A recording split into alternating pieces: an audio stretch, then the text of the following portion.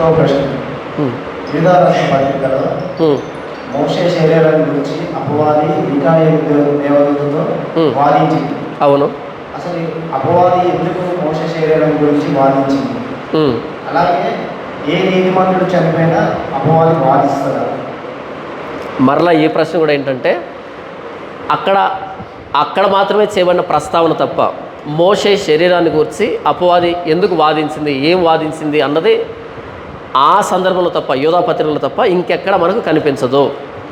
ఇది extra biblical source నుంచి వచ్చింది. బైబిల్కి బయట ఉన్నటువంటి పుస్తకాల్లో నుంచి ఆ రోజు యూదుల సంస్కృతిలో తిరుగుతున్నటువంటి ఆయా గాథలు ఉంటాయి చూసారా, అక్కడి నుంచి తీసుకునబడినటువంటి వృత్తాంతమే తప్ప దీనికి కొనసాగింపు కానీ, దీనికి ప్రారంభం కానీ, దీనికి వివరణ కానీ బైబిల్లో లేదు. కాబట్టి అపవాది ఏమని వాదించాడన్నది తెలియదు. ఎందుకు వాదించాడు, మిగతా అందరి కోసం వాదిస్తాడో మనకు తెలియదు.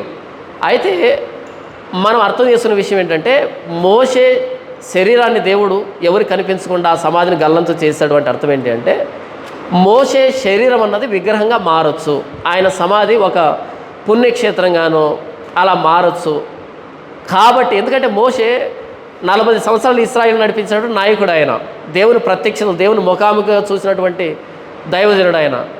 మోషే నిలవబెట్టించిన ఆ సర్పమే విగ్రహంగా మారితే హిజ్కియా కాలం వరకు, మరి దాన్ని నిలవబెట్టినటువంటి మోషే ఏమవుతాడు, ఇంకా గొప్పోడు అవుతాడు కదా.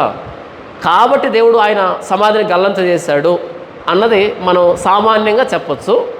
మరి మిఖాయేలు దేని గురించి వాదించాడన్నది మనం దీన్ని ఆలోచించవచ్చు తప్ప అధికారికంగా దీని గురించే వాదించాడన్నది నేను చెప్పలేను, ఎందుకంటే బైబిల్ దాన్ని వివరించలేదు. కాబట్టి అందరి శరీరాల గురించి అపవాది ఇలాగే, అందరి శరీరాల గురించి అపవాది కానీ మిఖాయేలు కానీ ఇలాగే వాదిస్తారంటే దానికి కూడా మనకు సరైనటువంటి నిర్ధారణ ఆధారాలు, ఖచ్చితమైనటువంటి ఆధారాలు లేవు. ఎందుకంటే ఏదైనా సిద్ధాంతాన్ని ప్రతిపాదించాలంటే కనీసం 2 లేదా 3 సందర్భాలు అలాంటివి ఉండాలి.